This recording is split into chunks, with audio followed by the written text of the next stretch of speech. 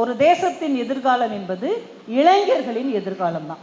இளைஞர்களை வைத்துதான் ஒரு தேசத்தினுடைய அறிவும் திறமையும் ஆற்றலும் கல்வியும் தீர்மானிக்கப்படுகிறது. அப்படிங்கிறதுனால இளைஞர்கள் சரியாக இருந்தார்கள் என்றால் நம்ம நாடு நல்லா இருக்கும், நம்முடைய ஊர் நல்லா இருக்கும். அப்படிங்கிறதுனால இப்படி ஒரு தலைப்பை நமக்கு பெரியவர்கள் தந்திருக்கிறார்கள்.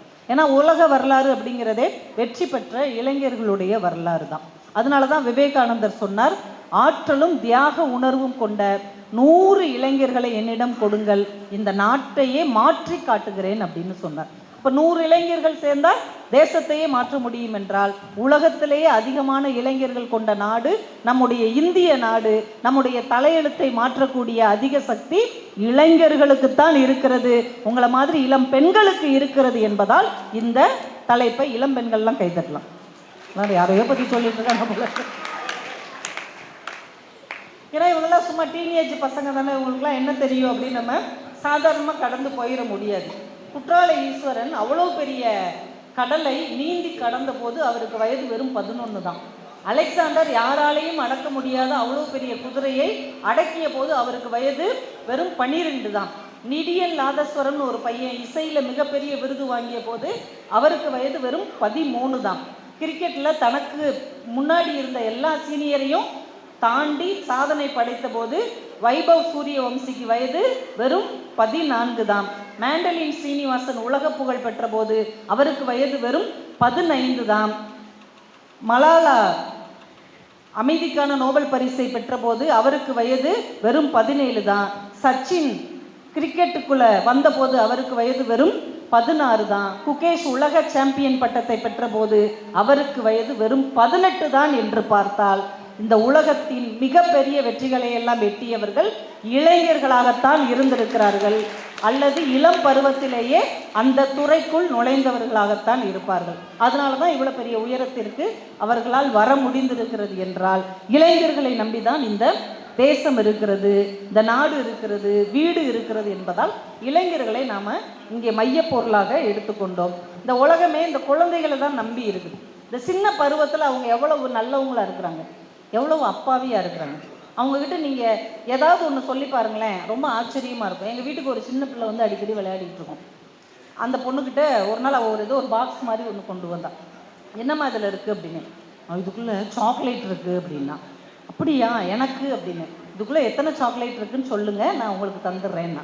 எத்தனை சாக்லேட் இருக்குதுன்னு சொன்னால் நீ என்ன தருவ அப்படின்னு. இதுக்குள்ளே எத்தனை சாக்லேட் இருக்குதுன்னு நீங்கள் கரெக்டாக சொன்னால் இதுக்குள்ளே இருக்கிற 20 சாக்லேட்டையும் உங்களுக்கே தந்துடுறேன். ஒரு கள்ளம் கபடமற்ற ஒரு வெகுளித்தனமான ஒரு பருவத்தில் தான் இந்த குழந்தைகள் வளர்ந்து வருகிறார்கள். அப்புறம் வளர்ந்து பெரியவங்களான உடனே நம்மளே அவங்கள பயப்படுற மாதிரி அவங்களுடைய குணம் மாறுகிறது. ஏன் இந்த மாற்றம் ஏற்படுகிறது? சில குழந்தைகள் மிகப்பெரிய சிறந்த இடத்துக்கு வர்றாங்க. அப்போ அந்த மாற்றம் அவங்களுக்குள்ளே எப்படி நிகழ்கிறது அப்படிங்கிறத தெரிஞ்சுக்கிறதுக்கு தான் இந்த பட்டிமன்றம். ஏன்னா அவங்களுடைய சிந்தனையே வித்தியாசமாக இருக்குது. ஒன்றும் இல்லை, ஒரு பெரியவங்ககிட்ட போய் வாழ்க்கைன்னா என்னங்க அப்படின்னு கேட்டு பாருங்களேன். வாழ்க்கை என்றால் அப்படின்னு ஆரம்பித்து 2 மணி நேரம் பேசுவாங்க. ஒரு நடுத்தர வயசுக்காரங்க கிட்ட போய் வாழ்க்கைன்னா என்னென்ன அப்படின்னு கேட்டு பாருங்க. வாழ்க்கைன்னா அம்மா அது 8 ஆரம்பித்து 8 மணி நேரம் சொல்லிக்கிட்டே இருப்பார். ஆனால் ஒரு காலேஜ் பொண்ணு என்கிட்ட சொன்னிச்சு, மேடம் இப்படிலாம் டென்ஷன் ஆகாதீங்க, வாழ்க்கைன்னா என்ன தெரியுமா, ரொம்ப சிம்பிள். பிரம்மா ஒரு போஸ்ட் போடுவார். எப்படி? பிரம்மா ஒரு போஸ்ட் போடுவார், விஷ்ணு அதை லைக் பண்ணுவார், சிவன் அதை டெலீட் பண்ணிடுவார். அப்படிதான் வாழ்க்கை. வாழ்க்கையவே வாட்ஸ்அப் ஸ்டேட்டஸ் அளவுக்கு கொண்டு வந்துருச்சு. எங்கள் பட்டிமன்றத்தில் வாழ்க்கையை பற்றி ஒரே வார்த்தையில் சொல்லுவோம். எங்கள் பட்டிமன்றத்தில் காலையில் கண்ணு முழிச்சா காஃபி, முழிக்கலைன்னா பால். அப்படிதான் வாழ்க்கை. கண்ணு முழிச்சா காஃபி, முழிக்கலைன்னா பால் ஊற்றிட்டு போயிட்டே இருப்பாங்க. இவ்வளவு சின்னஞ்சிறிய ஒரு வாழ்க்கைக்குள் நாம் எப்படி முன்னேறுவதற்கான சூழல் அமைகிறது அப்படிங்கிறது தெரிந்து கொள்வதற்காகத்தான் இந்த பட்டிமன்றம் நடக்கிறது. அடுத்த தலைமுறை இன்னைக்கு வந்து ரொம்ப மொபைல் ஃபோனுக்குள்ளேயும் வலைத்தளத்துக்குள்ளேயும் இன்ஸ்டாகிராமுக்குள்ளேயும் முடங்கி கிடக்கிறார்கள்.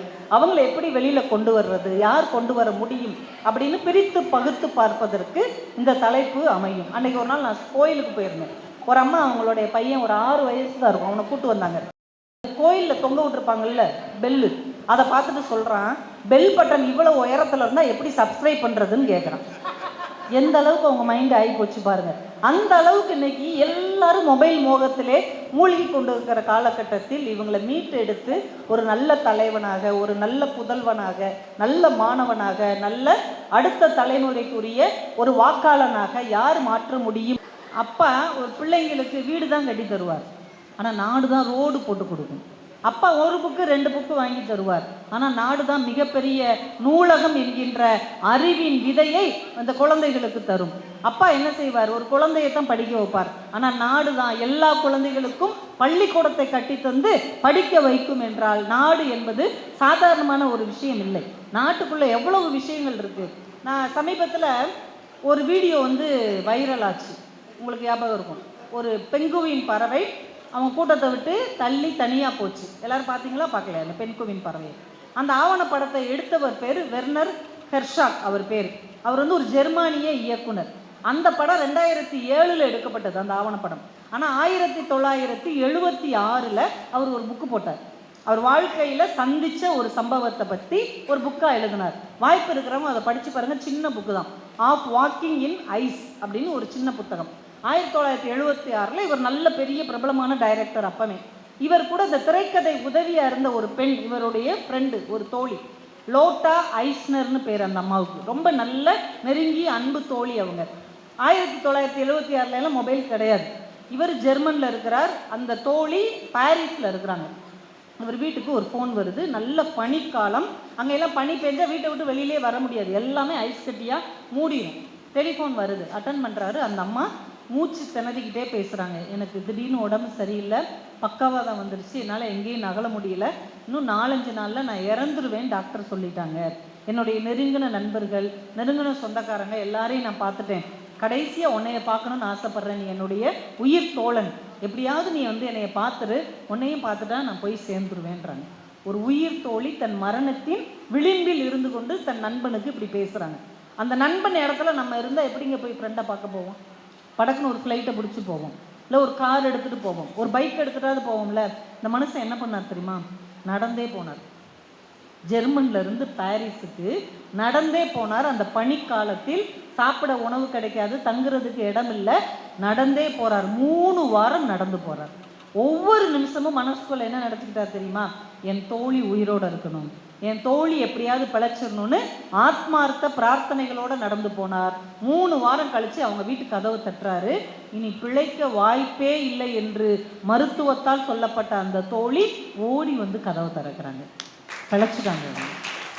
அவர் இப்பயும் சொல்கிறாரு, என்னுடைய பிரார்த்தனையால் தான் என் தோழி பிழைத்தார்கள் என்று. அதுக்கப்புறம் அவங்க 10 வருஷம் நலமாக வாழ்ந்தார்கள். என்றால் இந்த சமூகம் உறவுகளை தாண்டி நல்ல நட்பு இருக்கிறது என்பதை இந்த நாடு உணர்த்தி இருக்கிறது. நீங்கள் அரசியல் கட்சியில் பாருங்களேன், சாதி பார்த்து பழக மாட்டாங்க, சமயம் பார்த்து பழக மாட்டாங்க, எல்லாரையும் அண்ணன் தம்பி உடன் பிறந்தோன் என்று எதை சொல்ல வைத்தது என்றால் நல்ல நட்பு தான் சொல்ல வைத்தது. அது நாடு மட்டும்தான் தர முடியுமே தவிர வேற எதுவும் தர முடியாது. இவங்க சொன்னாங்க, வீடு என்பது சுயநலத்தின் சுரங்கம் என்பது. வீடு நம்ம தான் ஜெயிக்கணும், நம்ம கணவர் ஜெயிக்கணும், நம்ம மகன் ஜெயிக்கணும். ஒரு தொழில் தொடங்கினா கூட எழுத்த வீட்டுக்காரங்க ஜெயிச்சா நமக்கு வயிற்று எரிச்சலாக இருக்கும். ஆனால் இந்த நாடு தான் அறம்னா என்ன, தர்மம்னா என்ன, நியாயம்னா என்னன்னு கற்றுக் கொடுக்கும். நான் ஒரு நடந்த சம்பவம் ஒன்று படித்தேன். எகிப்தில் முன்னாடி ஒரு பழக்கம் உண்டாம். எகிப்தில் இந்த வியாபாரிகள்லாம் இருப்பாங்கல்ல, இப்படி வரிசையாக ஒரு 100 கடை போட்டிருக்காங்க, அந்த பக்கம் 50 கடை, இந்த பக்கம் 50 கடை. அவங்க காலையில் கடை திறந்த உடனே என்ன பண்ணுவாங்களாம், ஒவ்வொரு கடைக்காரங்களும் ஒரு சேரை தூக்கி வெளியில் வச்சுருவாங்களாம், கடைக்கு வெளியில் போட்டுருவாங்க. போனி ஆன உடனே, ஒரு வியாபாரம் ஆன உடனே சேரை தூக்கி அந்த கடைக்காரர் உள்ளே போட்டுருவார். 2வது ஒருத்தங்க பொருள் வாங்க வருவாங்கல்ல, ஒரு வெளியில் எட்டி பார்ப்பார், எந்த கடை வாசல்லையாவது சேர் கிடக்கான்னு பார்ப்பார். ஒரு கடை வாசலில் சேர் கிடந்தா என்ன அர்த்தம்? இன்னும் வியாபாரம் நடக்கலைன்னு அர்த்தம். இந்த கடைக்காரர் இந்த வந்தவங்ககிட்ட சொல்லுவாங்களாம், அந்த அவர் கடையில் இன்னும் வியாபாரமே நடக்கலை, இன்னைக்கு ஒரு நாள் நீங்கள் அந்த கடையில் பொருள் வாங்கிக்கோங்களேன் ப்ளீஸ் அப்படின்னு அவங்கள அங்கே அனுப்பி வைப்பாராம். என் சக மனிதன் ஒருவன் இன்னும் வியாபாரத்தையே தொடங்காத போது நான் மட்டும் 2வது லாபம் சம்பாதிப்பது தர்மம் இல்லை என்று அவர்கள் நினைத்திருக்கிறார்கள். இது யார் நினைக்க முடியும்? வீடு அப்படி சொல்ல மாட்டாங்க. அவன் எக்கேடு கட்டா உனக்கென்ன, நீ வாழ்ந்தா போதும் அப்படின்னு தான் வீடு சொல்லுமே ஒழிய, நாடு தான் அறம் பார்த்து ஒரு தொழில் கூட தர்மம் இருக்க வேண்டும் என்று இந்த மனிதர்களுக்கு கற்றுக் கொடுக்கும். வாசிப்பு எவ்வளோ பெரிய இல்லைங்க. நம்ம முத்தமிழறிஞர் கலைஞரை பற்றி திரும்ப திரும்ப திரும்ப எல்லாரும் பேசுகிறாங்க. அவரை கட்சி சாராமல் கூட நேசிக்க என்ன காரணம் தெரியுமா? அவளுடைய தமிழ் அறிவும் சமயோஜித தன்மையும் தான். இது அவருக்கு எது தந்தது? வாசிப்பு, புத்தகம். இது எந்த வீட்லையாவது இருக்கா? பாட புத்தகத்தை தவிர எதையாவது தொட விடுறோமா? வை, பாடத்தை எடுத்து படித்து தொலை அப்படிங்கிறாங்க. ஒரு தமிழ் புத்தகத்தை, ஒரு கவிதை யாராவது வாசிக்க முடிகிறதா? அன்னைக்கு நான் ஒரு கவிதை படித்தேன். இன்னைக்கு மார்ச் 8 நமக்கு வரப்போகுது. பெண்களுக்காக அரண் அப்படின்னு ஒருத்தர் ஒரு சின்ன கவிதை எழுதியிருக்கிறார். அன்று ஜன்னலில் அகப்பட்டால் பாட்டி. அன்னைக்கெல்லாம் பாட்டி நீங்கள் எங்கே பார்க்கலாம்? ஜன்னலில் தான் பார்க்கலாம், வெளியே வரமாட்டாங்க. ஜன்னலில் அகப்பட்டால் பாட்டி, வாசல் வரை வந்தால் அம்மா. அம்மா வாசல் வரைக்கும் வந்தாங்க. வாசல் வரை வந்தால் அம்மா. இன்று நள்ளிரவு வேலை முடித்து வீடு திரும்புகிறாள் மகள், இரவு அவ்வளவு பிரகாசமாக இருக்கிறது என்று அவர் கவிதை. ஒரு 3 வரி கவிதையில் இந்த பெண் கடந்து வந்த மிகப்பெரிய சாதனையை பதிவு செய்ய முடியுதுல. ஒரு பாட்டி வீட்டு வாசலுக்கு கூட வரல, அம்மா வாசலை கூட தாண்டி வரல. ஆனால் இன்னைக்கு பொம்பளை பிள்ளைங்க ஐடி கம்பெனியில் வேலை பார்த்து 1 மணி 2 மணி நைட்டுக்கு வர்றாங்க. நைட்டு பிரகாசமாக இருக்குன்னா அவங்க கல்வியின் ஒளி இவ்வளவு பிரகாசமாக இருக்கிறது என்பதை இந்த நாடு தான் தன்னுடைய வாசிப்பின் மூலமாக உணர்த்த முடியும் என்று ரொம்ப அழகாக பேசியிருக்கிறாங்க. நம்ம பள்ளிக்கூடங்கிறத சாதாரணமாக நினச்சிட முடியாதுங்க. பள்ளிக்கூட மைதானம் கூட அவ்வளவு முக்கியமானது. மாவீரன் நெப்போலியன் அப்படின்னு ஒருத்தர் இருந்தார். உலக சரித்திரத்திலே 2 பேரை தான் மாவீரன் சொல்லுவோம். ஒருத்தர் மாவீரர் அலெக்சாண்டர், இன்னொருத்தர் மாவீரன் நெப்போலியன். மாவீரன் நெப்போலியன் 69 போர்களில் ஜெயித்தவர். ஒரு புதிய பிரான்ஸ் தேசத்தையே உருவாக்கியவர். யாராலையும் ஜெயிக்க முடியாது என்று கொண்டாடப்பட்ட மாவீரர். அந்த மாபெரும் வீரனை, மாவீரன் நெப்போலியனை, பிரிட்டிஷ் அரசாங்கத்தில் பிரிட்டிஷ் தளபதி ஒரு சாதாரண வெல்லிங்டன் பிரபுன்னு ஒரு படை வீரன் ஜெயிச்சுட்டான். ஒரு சின்ன படை தளபதி ஜெயிச்சுட்டான். உலகமே உறைஞ்சு போய் நிற்குது. எப்படிங்க அவ்வளோ பெரிய ஆளை வாட்டர்லூங்கிற போரில் நீங்கள் ஜெயிச்சிங்கன்னு கேட்டபோது அந்த வெல்லிங்டன் பிரபு ஒரு வார்த்தை சொன்னார். இன்றைக்கும் அது பொண்ணு எழுத்துக்களால் பொறிக்க வைக்கப்பட்டிருக்கிறது. The battle of Waterloo was won on the playground of Eton அப்படின்னு சொன்னார். நான் பள்ளிக்கூட மைதானத்தில் ஃபுட்பால் கேப்டனாக இருந்தபோது எனக்கு கிடைத்த தலைமைத்துவம் இன்றைக்கு இந்த போரில் ஜெயிப்பதற்கு காரணமாக இருந்தது என்று ஒரு படைத்தளபதி சொன்னார். நாங்கள் முதல்வர் அவர்களுடைய வெல்லும் தமிழ் பெண்கள் அப்படிங்கிற விழாவுக்கு என்னையும் கூப்பிட்டுருந்தாங்க. நானும் போய் ஒரு 2 நிமிஷம் பேசினேன். நான் என்னுடைய கருத்தை தெற்கு பகுதியில் இருந்து வந்த ஒரு பெண்ணாக நான் பதிவு செஞ்சேன். ஒரு 10 ரூபாய் கதை சொல்லி நான் சொன்னேன். அந்த மேடையில் துளசிமதி அப்படிங்கிற அந்த பேட்மிண்டன் வீராங்கனைக்கு முதல்வர் அவர்கள் ஒரு மிகப்பெரிய பரிசு வழங்கினார். அப்போ அந்த பொண்ணு கையில் மைக் எடுத்துட்டு சொன்னாங்க, தங்கள்னு ஒரு படம் வந்தது, அதில் ஒரு அப்பா தன்னுடைய பிள்ளைகளுக்கு மல்யுத்தம் கற்று தருவார். ஆனால் எங்கள் அப்பா எனக்கும் என் அக்காவுக்கும் சொல்லிக் கொடுப்பதற்காகவே பேட்மிண்டன் கற்றுக் கொடுத்தார். மாற்றுத்திறனாளியாக இருக்கிற என்னை பேட்மிண்டன் வீராங்கனையாக மாற்றியது எங்கள் அப்பா முருகேசன் தான் என்று அந்த மேடையிலே அவர் பதிவு செய்தார். நாடு நம்ம ஜெயிச்ச பிறகு கொண்டாடும், பாராட்டும், விருதுகள் கொடுக்கும். ஆனால் அந்த வெற்றியை கொண்டு வந்து தருவது வீடாகத்தானே இருக்கிறது என்று இவங்க ரொம்ப நல்லா சொல்லியிருக்கிறாங்க. 2 விஷயம் சொல்லிடுறேன். எத்தனை உறவுகள் வாழ்க்கையில் வரலாம் போகலாம், ஆனால் 2 உறவு இருக்கு இல்லையா? ஜார்க்கண்டில் ஒரு துப்புரவு பணியாளர், அந்த அம்மா, அவங்க பேர் சுமித்ரா தேவி. துப்புரவு பணியாளர்னு தெரியுமில்ல, அவங்க தூய்மை பணியாளர், அந்த வேலையை பார்க்குறவங்க ரிட்டையர்ட் ஆகுறாங்க. கிட்டத்தட்ட 30-32 வருஷம் லீவே போடாமல் வேலை பார்த்து நல்ல சின்சியர் ஒர்க்கர் ரிட்டையர்ட் ஆகுறாங்க. அவங்களுக்கு ஒரு சின்ன விழா வைக்கிறாங்க. அந்த நகராட்சியிலேருந்து நல்ல வேலை பார்த்த அந்த அம்மாவுக்கு ஒரு சின்ன விழா வைப்போன்னு அங்கே உள்ள மக்களாக சேர்ந்து, ஆஃபீஸர்லாம் சேர்ந்து நடத்துகிறாங்க. திடீர்னு விழா தொடங்குற நேரம் பீகாரில் இருக்கிற ஒரு மாவட்ட ஆட்சியர், கலெக்டர் வர்றாரு. இன்னும் கலெக்டர்லாம் வர்றாருன்னு ஒரு மேடையில் ஏற்றி உட்கார வைக்கிறாங்க. திடீர்னு அந்த ஊரில் இருக்கிற பெரிய டாக்டர் ஒருத்தர் வந்துட்டார். விழா தொடங்கின உடனே ஒரு பெரிய ரயில்வே இன்ஜினியர் வந்து உட்காந்துட்டார். சரி, கலெக்டருக்கு ரொம்ப வேலை இருக்கும், அவர் எதுக்கு வந்தாருன்னே தெரியல இந்த விழாவுக்கு, அவரை யாரும் இன்வைட் பண்ணவே இல்லை, அவரை பேச வச்சு அனுப்பிடுவோன்னு, ஐயா நீங்கள் பேசிட்டு கிளம்புங்கன்னொடனே அவர் மைக்கு முன்னாடி வந்து பேச வர்றாரு. இந்த சுமித்ரா தேவி அம்மாவை உங்களுக்கு தூய்மை பணியாளராகத்தான் தெரியும். ஆனால் அந்த அம்மாவுக்கு 3 குழந்தைங்க. அந்த குழந்தைங்க சின்ன சின்ன பிள்ளைகளாக இருக்கும் போதே கணவர் இறந்துட்டாரு. அப்போ இருந்து இவங்க அந்த தூய்மை பணியாளர் வேலையை செஞ்சிட்டு இருக்கிறாங்க. கஷ்டப்பட்டு உழைச்சி அவங்க பிள்ளைகளையெல்லாம் நல்லா படிக்க வச்சு நல்ல நிலைமைக்கு கொண்டு வந்துட்டாங்க. அந்த பிள்ளைங்கள்லாம் நல்லா சம்பாதிக்காங்க. அந்த பசங்க சொன்னாங்க, ஏம்மா நீ இனிமேல் இந்த வேலைக்கு போகிற, இந்த மாதிரி வேலையெல்லாம் நீ பார்க்கணுமா, நாங்கள் தான் நல்லா சம்பாதிக்கிறோம்ல, நீ வேலையை விட்டு நின்றுன்னு சொன்னபோது அவங்க அம்மா சொன்னாங்க, என்னடா பேசுகிற, இந்த வேலையை வச்சு தாண்டா உங்களை எல்லாம் ஆளாக்கி இருக்கிறேன், கடைசி வரைக்கும் இந்த வேலையை நான் பார்த்துட்டு ரிட்டையர்ட் ஆகித்தான் வெளியில் வருவேன்னு இந்த அம்மா சொன்னாங்க. இந்த அம்மாவுடைய ஒரு பையன் ரயில்வே இன்ஜினியராக அந்த உட்காந்துருக்கிறார். இன்னொரு பையன் டாக்டராக இருந்தால் உட்கார்ந்துருக்கிறார், இன்னொரு பையன் கலெக்டராக உங்கள் முன்னால் பேசி கொண்டு இருக்கிறேன் என்று அவர் சொன்ன உடனே கூட்டம் அப்படியே அதிர்ந்து கைத்தட்டியது.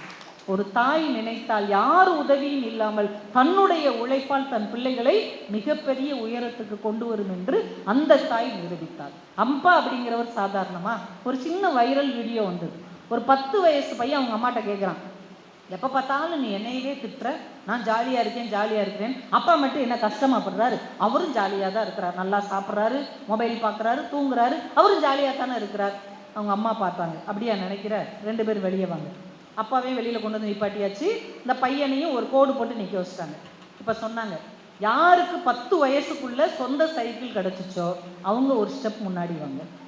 இந்த பையன் ஒரு ஸ்டெப் முன்னாடி வந்தால் அவங்க அப்பா அங்கேயே இருந்தார். யாருக்கு 10 வயசு வரைக்கும் ஒவ்வொரு பிறந்த நாளுக்கும் ஒரு ட்ரெஸ்ஸு இல்லை 2 ட்ரெஸ்ஸு கிடச்சிச்சோ அவங்க ஒரு ஸ்டெப்பு முன்னாடி வாங்க. அந்த பையன் முன்னாடி வந்தால் அவங்க அப்பா அங்கேயே இருந்தார். யார் 10 வயசு வரைக்கும் வேலைன்னா என்னன்னே தெரியாது, காசோடைய அருமைன்னா என்னன்னே தெரியாமல் இருக்கீங்களோ அவங்க ஒரு ஸ்டெப் முன்னாடி வாங்க. அந்த பையன் முன்னாடி வந்தால் அப்பா அங்கேயே நின்னார். இப்படியே பார்க்குறேன், என்ன அப்பா அங்கேயே நிற்கிறார், இப்போ பாடுறா அப்படின்ட்டு. 10 வயசு வரைக்கும் யார் வாடகை சைக்கிளுக்கு ஒரு 50 காசு இல்லாமல் கஷ்டப்பட்டீங்களோ அவங்க ஒரு ஸ்டெப் முன்னாடி வாங்க. அப்பா ஒரு ஸ்டெப் முன்னாடி வந்தார். யார் 10 வயசு வரைக்கும் பிறந்த நாளுக்கு கூட புது ட்ரெஸ் கிடைக்காம, அப்படியே கிடைச்சா கூட தான் புது ட்ரெஸ்ஸாக கிடைச்சவங்க யாரோ அவங்க ஒரு ஸ்டெப் முன்னாடி வாங்க. அப்பா ஒரு ஸ்டெப் முன்னாடி வந்தார். யார் 10 வயசுக்குள்ள லீவுக்கு பக்கத்தில் இருக்கிற இரும்பு கடைக்கும் சைக்கிள் கடைக்கும் வேலைக்கு போனீங்களோ அவங்க ஒரு ஸ்டெப் முன்னாடி வாங்க. அப்பா ஒரு ஸ்டெப் முன்னாடி வந்தார். இப்போ பையன் ஓடி போய் அப்பாவை கண்ணீரோடு கட்டி கொண்டு சொன்னான், 10 வயசில் எனக்கு என்னென்னமோ கிடச்சிருக்கு, சாரிப்பா உனக்கு தான் எதுவுமே கிடைக்கல, நீ தான் உண்மையிலேயே கஷ்டப்பட்டுருக்க. இங்கே உள்ள இளம் பிள்ளைகளுக்கு நான் சொல்லுகிறேன், உங்கள் வாழ்க்கையில் இன்னைக்கு உங்களுக்கு என்னென்ன கிடச்சிருக்கோ அது எதுவுமே உங்கள் வயசு வரைக்கும் உங்கள் அப்பாவுக்கு கிடைக்கவே இல்லை. உங்கள் அப்பாவுக்கும் உங்களுக்கும் ஒரு வித்தியாசம் இருக்கும் என்றால், உங்களுக்கு இன்னைக்கு என்னெல்லாம் கிடைச்சிருக்கோ அது எதுவுமே உங்கள் அப்பாவுக்கு கிடைக்கவில்லை. ஆனால் அப்பா அதை பற்றி கவலைப்படவே இல்லை. எனக்கு கிடைக்காத எல்லாம் என் பிள்ளைக்கு கிடைக்க வேண்டும் என்பதுதான் என்னுடைய லட்சியம் என்று நினைப்பதுதான் ஒரு தகப்பனின் கனவு. இங்கே வீடா நாடான்னு பேசின 2 பக்கமுமே அரசாங்கத்தையும் உள்ளே சேர்த்து கொண்டு வந்து பேசினாங்க.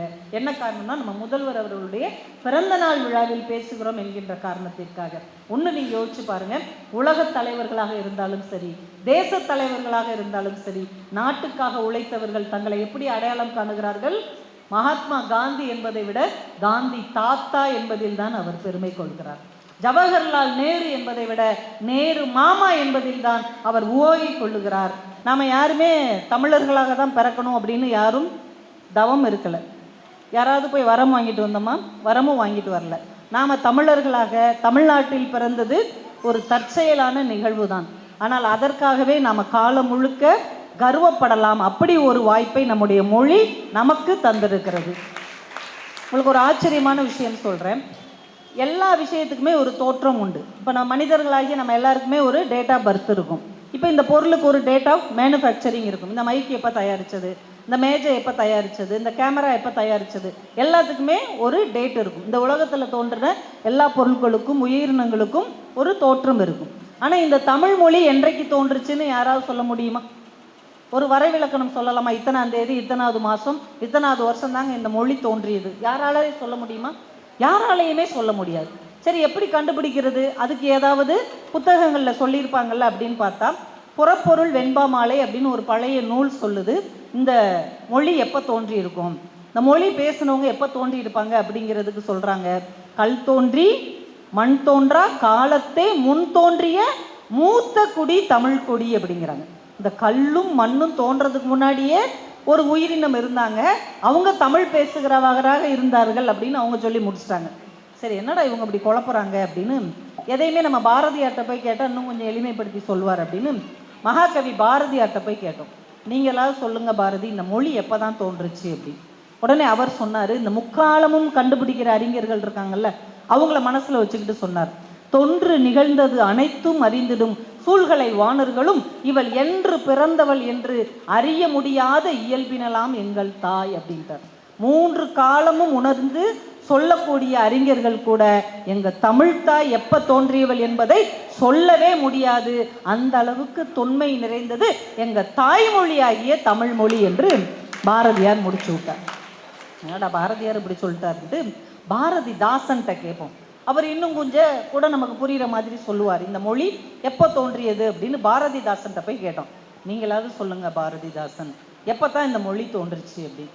அவர் சொன்னார், இந்த மொழி எப்போ தோன்றுச்சுன்னு எனக்கும் சரியாக தெரில, ஆனால் இந்த மொழி கூட எதெல்லாம் தோன்றுச்சுன்னு சொல்கிறேன், அதை வச்சு நீங்கள் கண்டுபிடிச்சிக்கோங்கன்னார்.